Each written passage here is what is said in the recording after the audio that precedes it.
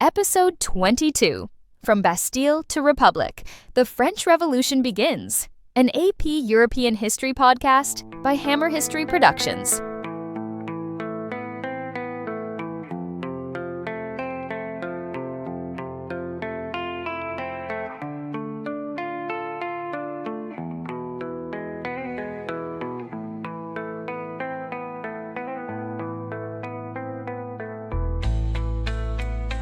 Today we're diving into one of the most famous turning points in world history, the French Revolution. But before we storm the Bastille, we're going to take a short detour across the Atlantic to talk about the American Revolution and how it helped inspire events in France. With me, as always, is Dr. Morgan. Thanks, Casey. I'm excited to talk about how revolutionary ideas and revolutionary consequences traveled from the American colonies to Europe. But before we focus on any one revolution, we should zoom out a bit. Right, because this wasn't just about France, was it? Exactly. The late 18th century was an age of revolutions. British North America, France, and eventually Haiti all saw dramatic political upheavals.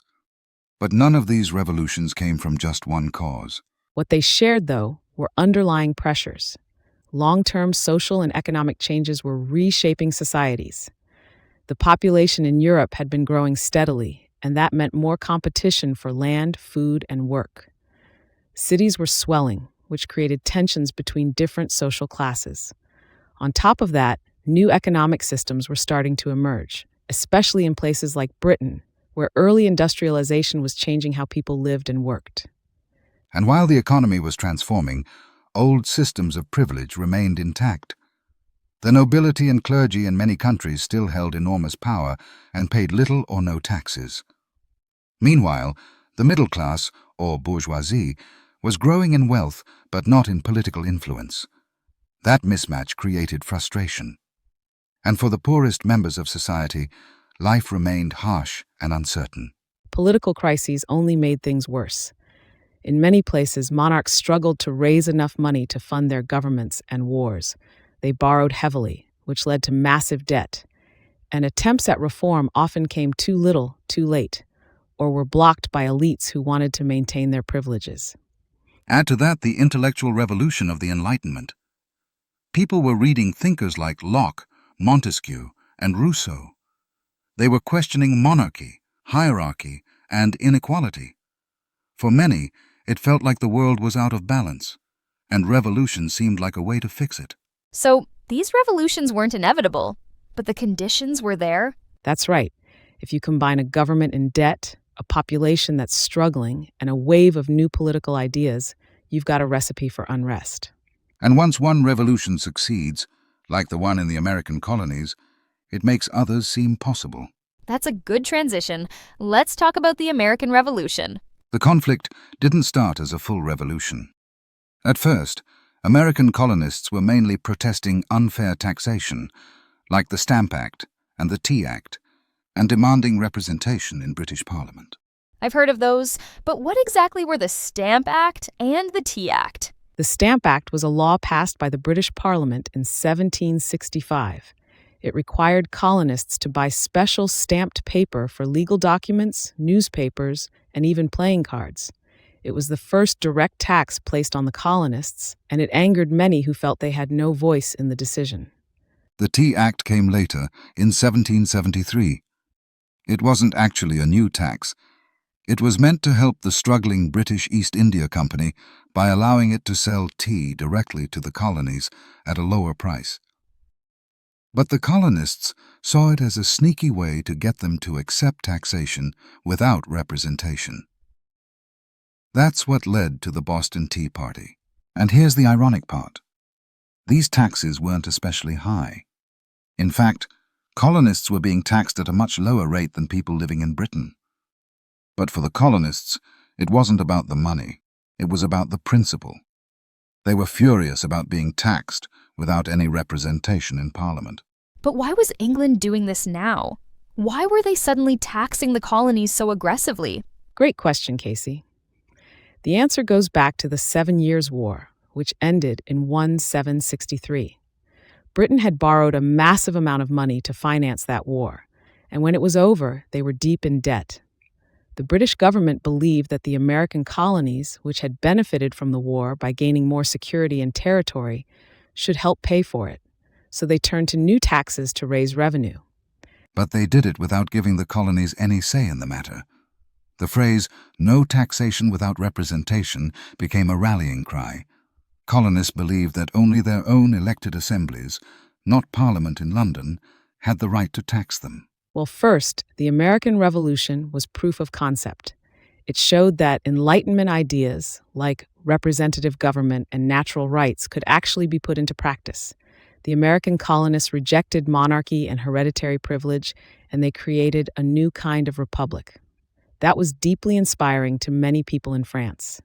Especially to those who had already been reading Enlightenment writers like Locke and Rousseau. For years, philosophers had been talking about reason, liberty, and popular sovereignty.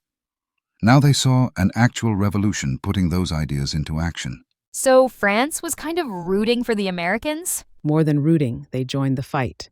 France became one of the American Revolution's biggest allies. French soldiers, like the Marquis de Lafayette, fought alongside George Washington. French money, ships, and troops were critical to the American victory. But didn't that cause some problems for France? That's the big point. France's involvement in the American Revolution massively increased its national debt. The monarchy had already been spending recklessly, and now they were borrowing even more to fight the British. By the 1780s, France was deep in a financial crisis, and the tax system was unfair, placing most of the burden on the lower classes. And while the elites spent freely, everyday people were dealing with rising food prices, poor harvests, and economic hardship. The American Revolution didn't cause the French Revolution, but it added fuel to the fire, both intellectually and financially. Did people in France actually read the American Declaration of Independence? Yes, and many read the new U.S. Constitution too. Translations circulated widely in educated circles. These documents didn't just describe a new government.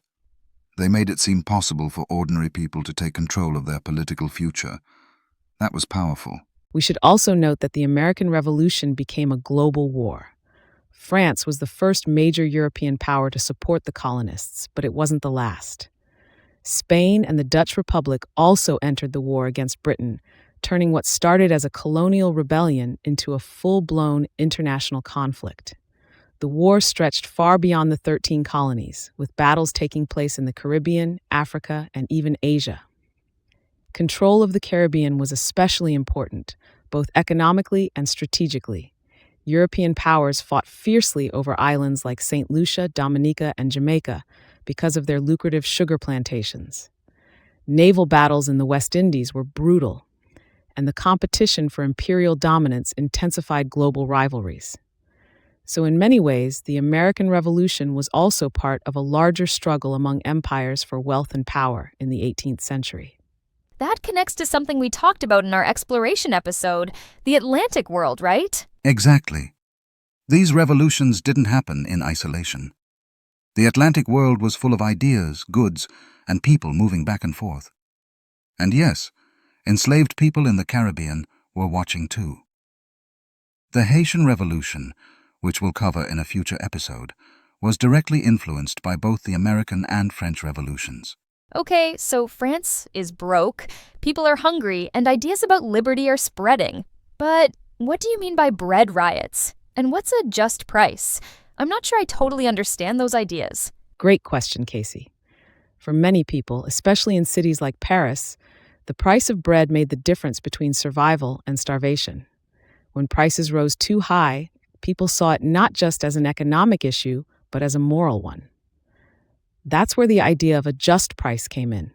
It was the belief that essential goods like bread should be affordable, and that it was wrong for merchants or landowners to exploit shortages or raise prices unfairly. And when those prices did spike because of poor harvests or speculation, people didn't just accept it. They rioted. Crowds would storm bakeries or markets, demanding lower prices or seizing grain. The French government, knowing how volatile this situation was, tried to keep the peace by subsidizing grain and bread prices. But those subsidies were incredibly costly and placed even more strain on France's already fragile finances. Food riots were both a protest and a demand for justice. So, how did the government respond to all of this unrest? Did they actually try to fix the financial crisis? They did make an attempt. By 1789, France was teetering on the edge. With the monarchy nearly bankrupt and public anger rising, King Louis XVI called the Estates General into session. It was the first time it had met in over 170 years, and it was meant to address the growing financial crisis by considering tax reforms and new revenue policies. The Estates General brought together representatives from the three estates, but it quickly became clear that old grievances hadn't gone away. The third estate, the commoners, showed up with a long list of complaints known as the Cahiers de Doléances, or notebooks of grievances. These documents included everything from demands for fair taxation to calls for legal equality and access to offices and education. At first, all three estates met and voted separately, which meant that the first and second estates, the clergy and nobility, could easily outvote the third estate. But many in the third estate had come to the meeting expecting real change. They wanted more than token participation. They wanted a voice in shaping the future of France. When it became clear that the voting system wasn't going to be reformed, the representatives of the third estate broke away. They declared themselves the National Assembly, claiming to represent the true will of the French people. That was a huge moment. The deputies of the Third Estate, now calling themselves the National Assembly, gathered in an indoor tennis court and swore what became known as the Tennis Court Oath on June 20, 1789. They promised not to disband until they had drafted a new constitution for France. It was a bold and public declaration that political power came from the people, not the king. Wait, why were they in a tennis court? Good question. They had been locked out of their meeting room, probably on purpose. So they moved to an indoor tennis court nearby and made their stand there. It became a powerful symbol of defiance. Meanwhile, tensions in Paris were rising. On July 14, 1789, a crowd stormed the Bastille, a royal prison seen as a symbol of tyranny. Only 7 prisoners were inside, right? So why was it such a big deal? It wasn't about freeing prisoners. It was about challenging royal power and arming the revolution. The Bastille held weapons and gunpowder. Taking it was a message. The people of Paris wouldn't be ignored. And that message spread. In the countryside, peasants revolted in what became known as the Great Fear. They attacked manor houses, burned feudal records, and demanded change. Part of what fueled this panic was the belief that the king might be preparing to crack down on the revolution. Although Louis XVI had initially appeared willing to negotiate, he soon summoned royal troops toward Paris and Versailles. That action sent shockwaves through both the city and the countryside, convincing many that a violent repression of the revolution was imminent. In response to the rural violence and urban unrest, the National Assembly abolished feudal privileges in August 1789. Shortly after, they issued the Declaration of the Rights of Man and of the Citizen. It proclaimed that all men were born free and equal in rights, with liberty, property, security, and resistance to oppression. That sounds kind of like the French version of the Declaration of Independence. In many ways, it was, but it had its limits. Women, enslaved people, and the poor were not included in those rights. Still, it marked a major turning point. And then came the March to Versailles, right? In October 1789, thousands of women, many of them market women who sold bread and fish, marched from Paris to Versailles, demanding bread and justice. The march was sparked by continuing food shortages, high prices, and rumors that the royal family was hoarding grain. Armed with pikes and even cannons, the women confronted the king and his guards, demanding action. They broke into the palace, killed several royal guards, and forced the king and queen to return with them to Paris, escorted by a triumphant crowd. That was a turning point. It showed that ordinary people, especially women, could drive the revolution forward with direct action. So the royal family is basically under house arrest now? More or less. France became a constitutional monarchy, but tensions didn't go away. Political clubs like the Jacobins formed, arguing about how far the revolution should go. Some wanted moderate reform, others wanted a full republic, and outside forces like Austria and Prussia were watching nervously. In August 1791, Austria and Prussia issued the Declaration of Pillnitz, which declared their intention to intervene in France if the royal family were harmed and to restore the monarchy if necessary. It was a warning, but one that backfired. Many French revolutionaries saw it as confirmation that foreign monarchies were conspiring against the revolution. If the king couldn't be trusted anymore, what was France supposed to do next? Who would lead the country? That was the question gripping France. The failure of the king's escape shattered confidence, and with the country at war, many revolutionaries believed it was too dangerous to let Louis remain in power. In the summer of 1792, insurgents stormed the royal palace, and the monarchy was officially suspended. A new governing body, the National Convention, was elected by universal male suffrage, and one of its first acts was to put the king on trial. The trial was a major event. It forced the revolutionaries to ask if a king could be held accountable like an ordinary citizen. In December, Louis XVI was found guilty of treason. And on January 21, 1793, he was executed by guillotine in the Place de la Révolution. The execution was public, attended by tens of thousands, and sent shockwaves through Europe. It was both a radical assertion of popular sovereignty and a signal that the revolution was entering a more dangerous phase. So they really went through with it. That must have shocked all of Europe. It did. The execution of a king, especially one thought to rule by divine right, was unprecedented. It sent a message that sovereignty now rested with the people. But it also pushed France deeper into crisis. After the king's execution, France entered a period of extreme internal and external conflict. In early 1793, the National Convention created the Committee of Public Safety to deal with threats to the revolution. Maximilien Robespierre soon emerged as the most influential figure in that committee. Robespierre believed that virtue had to be enforced through terror. He saw enemies of the revolution everywhere and believed that swift justice, even deadly justice, was necessary to preserve the Republic. But not everyone agreed with his methods. Georges Danton, one of the original leaders of the revolution and a member of the Committee of Public Safety, began to argue for moderation. He believed the terror had gone too far and proposed redirecting energy towards stabilizing the economy, especially by ending price controls and encouraging trade to reduce shortages. This created a deep rift between Danton and Robespierre. Robespierre accused Danton of corruption and counter-revolutionary tendencies.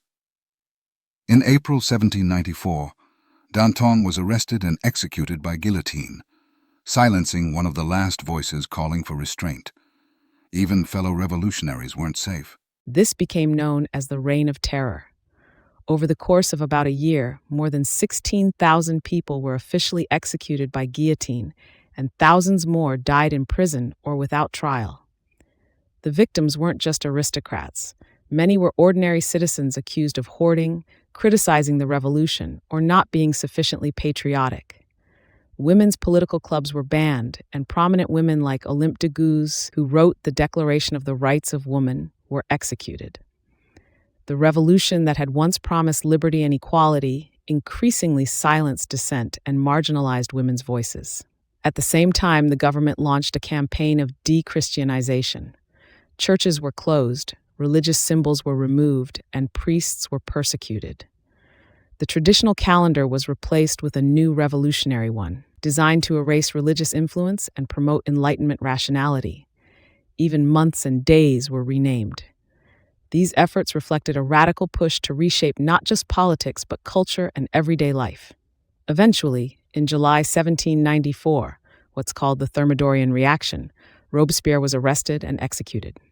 The terror came to an end. After that, a new government called the Directory was formed. It was a 5-man executive body established under the Constitution of 1795. The Directory was designed as a deliberate reaction against the concentration of power seen during the Reign of Terror.